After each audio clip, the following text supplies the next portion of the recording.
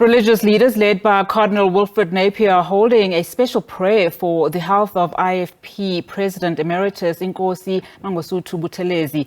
They gathered at St. Mary's Church in northern KwaZulu-Natal. SABC News reporter Simphiwe Makhanya has more for us. The various church leaders from KwaZulu-Natal have held a prayer service for the AmaZulu traditional prime minister here in uLundi, that's Prince Mangosuthu Buthelezi, basically thanking him for his role in both uniting, the AmaZulu nation and also his contribution in the broader politics of the country, South Africa. But Prince Buthelezi joins us now to talk about this prayer service. Shenge, thank you very much for your time. Your reaction or your response basically to what took place here today? Really good. I must say I'm very humbled because they've been very persistent for quite some time. Even last year, they wanted this hell last year.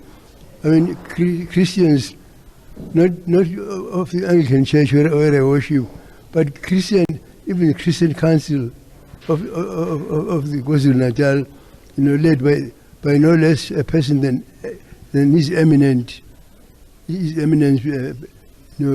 Cardinal Napier, and people of all denomination and church, diocesan bishop, the Bishop of Natal, Dr.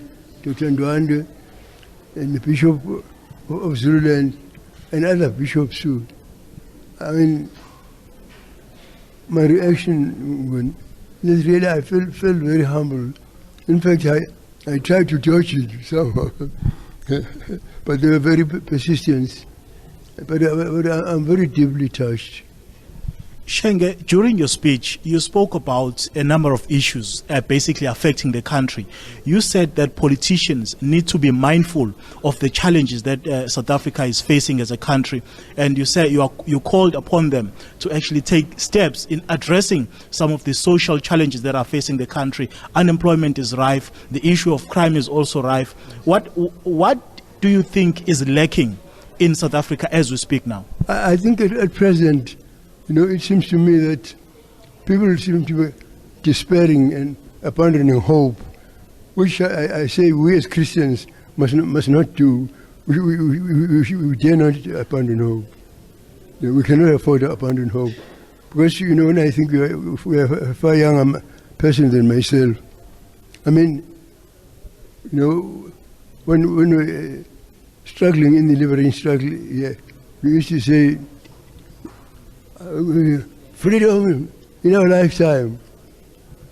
But when you went to bed and thought about it, we wondered whether it would happen, but it just happened.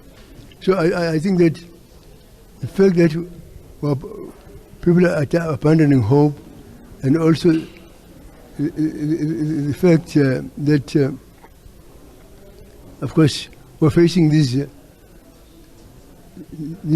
very, very terrible things like load shedding and so on. But above everything else, corruption.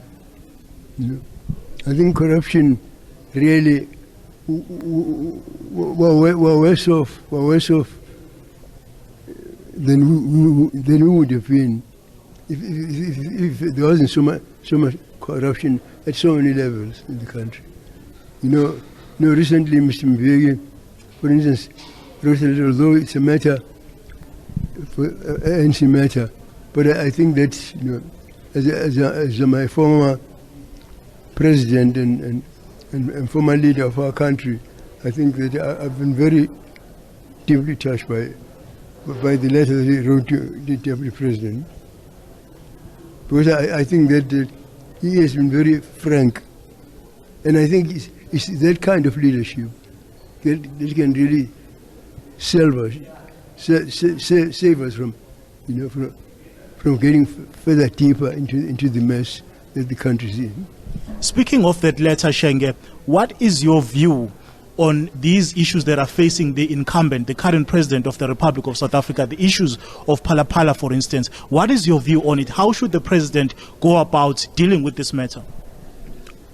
Well, actually, I was quite surprised, but I'm a member of Parliament, Mr. Makhanya, and therefore I was rather surprised by how Parliament, although I must admit I was only virtual, I was not present, but I attended the thing virtually.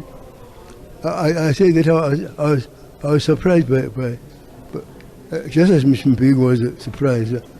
I mean, the way they reacted to it. The parliamentarians. I'm talking as a parliamentarian too.